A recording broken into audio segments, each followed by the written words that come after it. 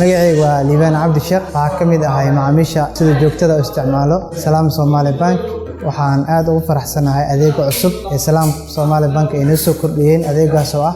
Express Banking waxaan ugu adkaan jirtay inaan saf dheer galno ama waraaqado qorno Salaam Bank waxay noo fududeysay Express Banking oo noo fududeysay inaan warqad damba aan qoran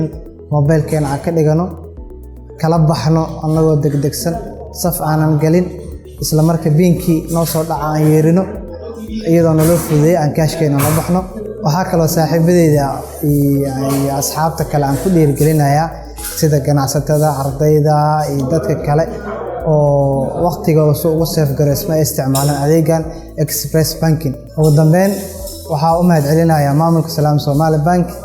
oo u fududeeyay macaamiisheeda isticmaalka systemka Salaam Somali Bank oo u guuraya mar walba marka ka dambeyso digitalization systemka